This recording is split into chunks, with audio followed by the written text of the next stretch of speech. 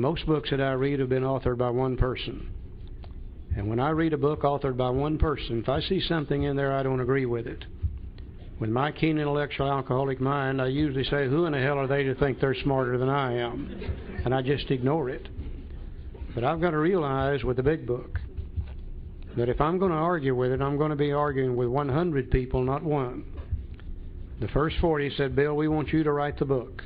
You know more about it than anybody else. You've been sober longer than anybody else, which, by the way, was just a little over 3 years at that time. But they said, Bill, this is not to be your book, it's to be our book. And as you write those chapters, we want to see them. And we will add to, delete from, and change around whatever we want to. When we're through with it, it'll be the collective knowledge, experience, and wisdom of all 40 of us. Over the time the book was published, that 40 had changed to 100. So if I'm going to argue with it today, I'm going to be arguing with 100 men and women, not just one person. And it's going to be 100 men and women who have recovered from a seemingly hopeless state of mind and body, which brings in the word recovered. I hear people argue about this all over the world. Can you recover from alcoholism? Well, the book says you can. It said the first 100 had recovered from a seemingly hopeless state of mind and body. Now, I'll never be cured of alcoholism. I will always have the physical allergy.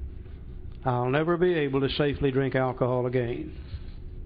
But before I came to AA, not only could I not drink it safely, but I couldn't keep from drinking it. And the result, in fact, was I lived in an absolutely hopeless state of mind and body. And I came to AA, and I applied the program of action in this book.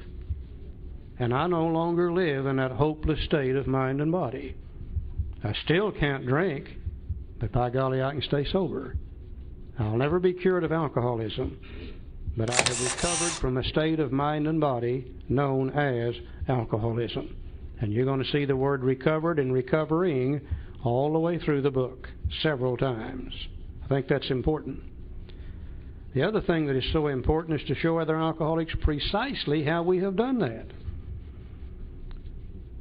You know, if I went to an AA potluck meeting, and let's say you've made a strawberry cake, which happens to be my favorite kind of cake.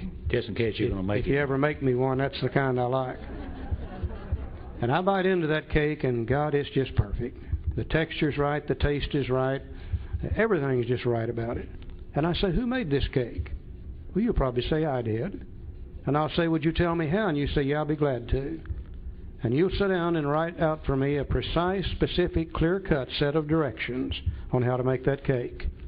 You'll tell me the ingredients to put in it, the quantity of the ingredients, the sequence in which to mix them together, the temperature at which to bake it, and how long to bake it.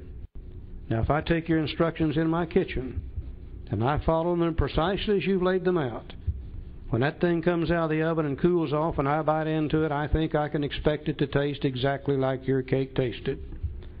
But if I get your directions in my kitchen, and my keen intellectual alcoholic mind starts working, it may say, well, now I'm not sure about 6 eggs.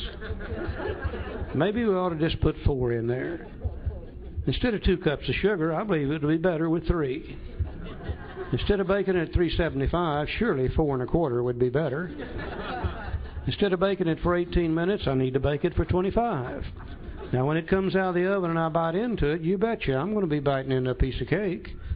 But I wonder how closely it would resemble your cake, which was my reason for making it in the first place.